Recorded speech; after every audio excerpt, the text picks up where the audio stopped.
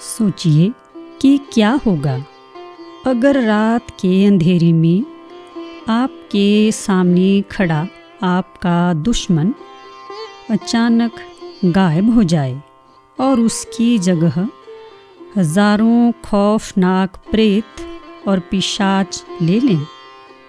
आज हम योग वशिष्ठ के उस अध्याय में प्रवेश कर रहे हैं जहाँ युद्ध भौतिक सीमाओं को पार कर आध्यात्मिक और मानसिक आतंक में बदल जाता है।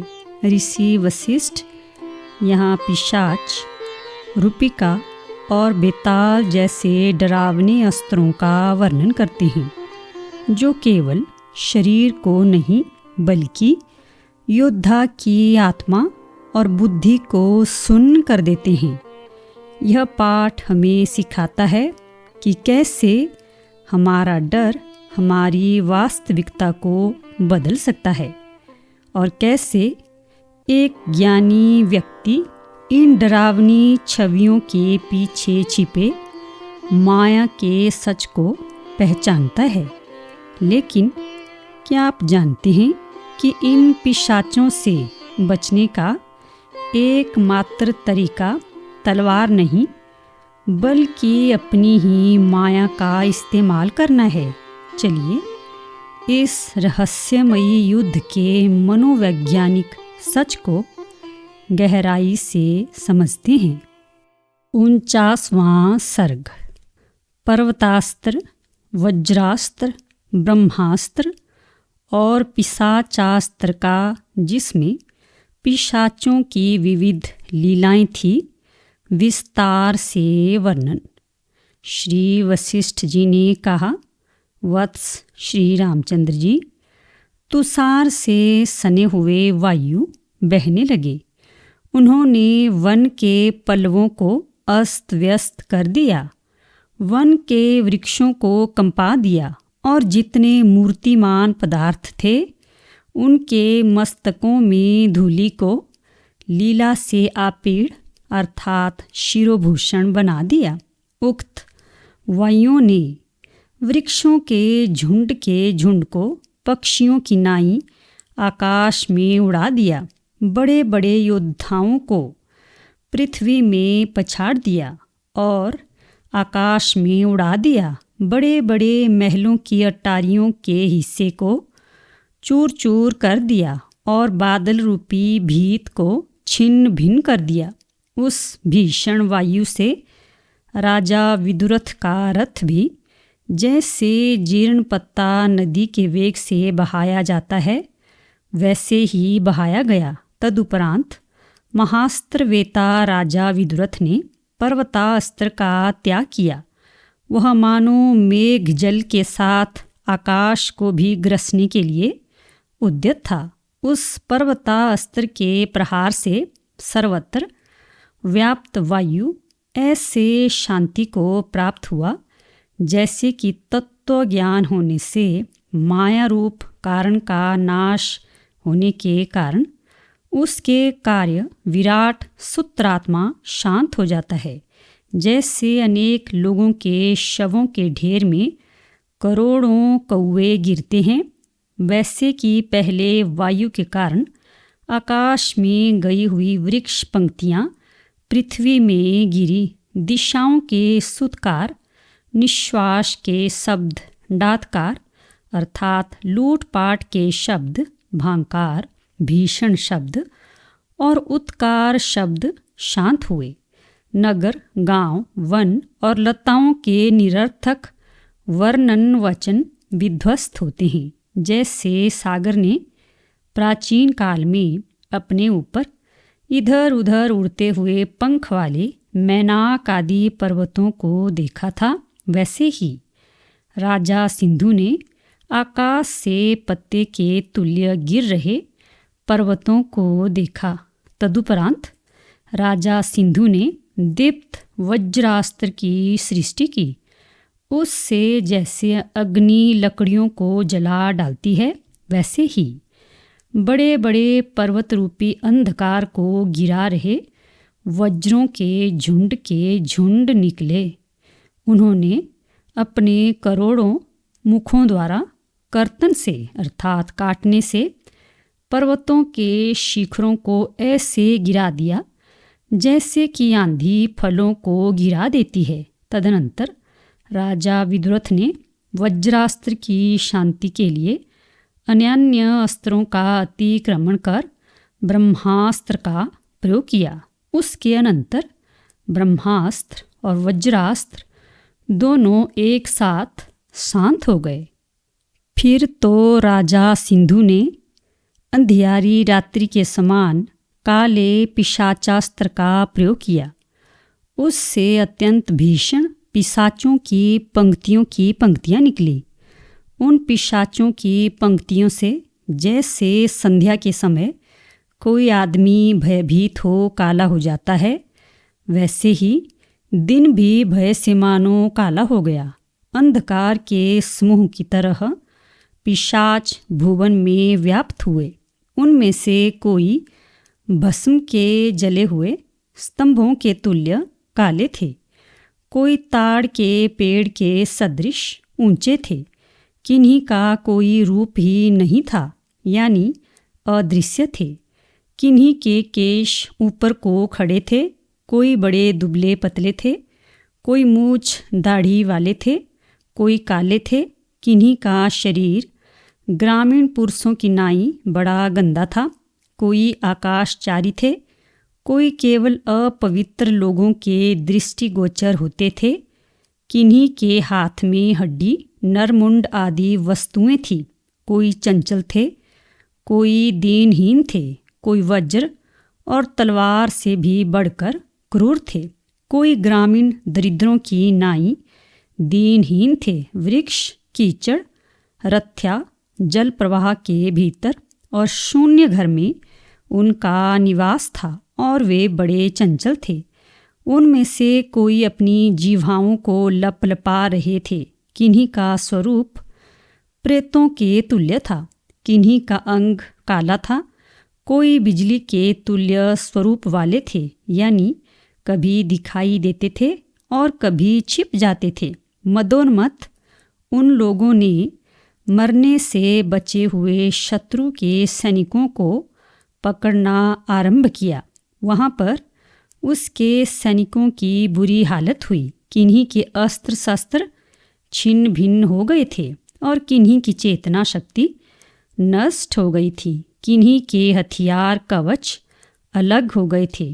कोई मारे भय के दुबके हुए थे और कोई बार बार ठोकर खाकर चल रहे थे। वे सब नयन, मुख, पैर और अन्यान्य अंगों से भांति भांति की भूताविष्ट चेष्टाएं कर रहे थे। उनमें से कुछ ने कौपीन और वस्त्रों का त्याग कर दिया था। कुछ के ऊपर के और नीचे के वस्त्रहीन अंग संकुचित थे। कुछ खड़े होकर मलमूत्र का त्याग कर रहे थे और कुछ ने नाचना आरंभ कर दिया था। राजा सिंधु की पिशाच सेना जब राजा विदुरथ के ऊपर आक्रमण करना चाहती थी, तभी राजा विदुरथ ने, जो बड़ा बुद्धिमान था, उसे माया जान लिया। राजा विदुरथ पिशाचों से संग्राम करने की माया को जानता था। उस माया द्वारा उसने पिशाचों की उस सेना को शत्रु सेना से भिड़ा दिया। तदनंतर राजा विदुरथ के अपने सैनिक तो स्वस्थ हो गए और शत्रु के सैनिक पिशाचों से आविष्ट होकर उनकी सी गतिविधि वाले हो गए। राजा विदुरथ ने कोप से उसके सहायक दूसरे रूपिका अस्त्र का प्रयोग किया। खड़े हुए केश वाली, गड्ढे से घुसी हुई, विकराल नेत्र वाली तथा चंचल कटिभाग और स्तन मंडल से युक्त रूपिकाएं अर्थात अनेक पूतनाएं भूतल और आकाश से उत्पन्न हुई। उनमें से किसी की जवानी उभरी हुई थी, कुछ बूढ़ियाँ थीं, कुछ बड़ी मोटी थी और कुछ का शरीर जीर्ण शीर्ण यानी कृश था। किन्हीं के जघन अपने स्वरूप के अनुरूप थे और किन्हीं के स्वरूप के अनुरूप नहीं थे। किन्हीं की नाभियां बड़ी घृणित थी, गुप्त अंग भी आवृत नहीं थे। कुछ ने अपने हाथों में नर रक्त से पूर्ण खप्पर ले रखा था, अतएव उनका शरीर संध्या काल के मेघ के समान लाल था। आधा चबाए हुए मांस और खून को बहा रहे ओठों के प्रांतों से उनका मुंह व्याप्त था। वे पिशाचियां विविध प्रकार की अंग चेष्टाएं कर रही थी। वे भांति भांति के अनम्र लोगों को नवाने में समर्थ थी। उनके मुंह, जंघा, कमर, पसली, भुजाएं और अन्यान्य अंग शिलाओं की नाई कठोर और सांपों की नाई टेढ़े मेढ़े थे। उन्होंने बच्चों के शवों की नरमाला पहन रखी थी। हाथ से वे मनुष्यों की आंत रूपी रस्सी को खींचती थी। उनमें से किसी का मुंह कुत्ते जैसा, किसी का कौवे जैसा और किसी का उल्लू जैसा था। उनके मुंह चिबुक, ठोड़ी, पेट गहरे थे। उन्होंने उन दुर्बल पिशाचों को दुष्ट बच्चों की नाई पति रूप से पकड़ लिया। तदुपरांत रूपिकाओं और पिशाचों की वह सेना एक में मिल गई। वे क्रीड़ा रस में अत्यंत मग्न, नाचने के कारण उठाने मुंह, अंग और नयन वाले थे। परस्पर एक दूसरे के ऊपर आक्रमण कर रहे थे तथा परस्पर दौड़ रहे थे। उन्होंने बड़ी जीवा बाहर निकाल रखी थी। नाना प्रकार के मुंह के विकार से युक्त थे। रुधिर मुंड के भार से वे आक्रांत थे। परस्पर एक दूसरे की प्रसन्नता के लिए वे शवों को ले जा रहे थे। वे रुधिर रूपी जल में बार बार डूबकर ऊपर को उबरते थे। उनके शरीर बह रहे खून से लथपथ, अतएव दैदीप्यमान थे। पेट, भुजाएं, कान, होंठ और नासिका ये अंग बड़े लंबे थे। रुधिर और मांस के कीचड़ में वे परस्पर लोटपोट कर रहे थे और मंदराचल से मथे जा रहे क्षीर सागर के विपुल कोलाहल से वे व्याप्त थे। जैसे ही पहले राजा विदुरथ ने राजा सिंधु की माया का संचार अर्थात उसकी माया को लौटाकर उसी के ऊपर डालना किया था, वैसे ही राजा सिंधु ने भी जानकर बड़ी शीघ्रता और फुर्ती के साथ उसकी माया का संचार उसी के ऊपर कर दिया। तदुपरांत पिशाचास्त्र से उत्पन्न पिशाच और रूपिकाओं की सेना की सहायता के लिए राजा सिंधु ने वैतालास्त्र का प्रयोग किया। उससे वैतालों के आवेश से चलाए गए मुर्दों के झुंड, जिनमें कुछ तो सिर रहित थे और कुछ सिर सहित थे, उत्पन्न हुए। तदनंतर पिशाच, वेताल, रूपिका और भीषण कबंधों से परिपूर्ण वह भीषण सेना पृथ्वी को निगलने में समर्थ हुई। तदुपरांत राजा विदुरथ ने भी पहले प्रयोग करने के कारण शिक्षक तुल्य राजा सिंधु पर उस माया को लौटाकर राक्षसास्त्र की सृष्टि की। उक्त राक्षसास्त्र तीनों लोकों को ग्रसने में तत्पर हुआ।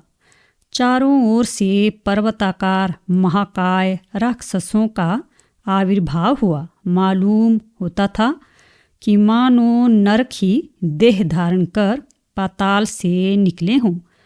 तत्पश्चात देवता और असुरों को भयभीत करने वाली बड़ी भीषण राक्षस सेना, जिसमें गरज रहे राक्षसों के महान सिंहनाद रूपी बाजे से कबंध नाच रहे थे, उत्पन्न हुई।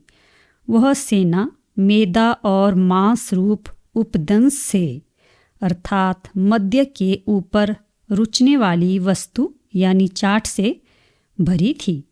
रुधिर रूपी मद्य से रंगी थी और मत कुष्मांड, वेताल और यक्षों के तांडव से, नृत्य से बड़ी भली लगती थी। कुष्मांडों के उद्धत नृत्य में दंडपाद से अर्थात पैरों को इधर उधर नचाने के एक प्रकार से विक्षुब्ध रुधिर की उठी हुई तरंगों से सींचे गए प्राणियों से उक्त सेना ने रुधिर के प्रवाह पर पुल बांध रखा था। उक्त पुल की कांति संध्या काल के मेघ की प्रचुर लालिमा से भी करोड़ गुना अधिक था।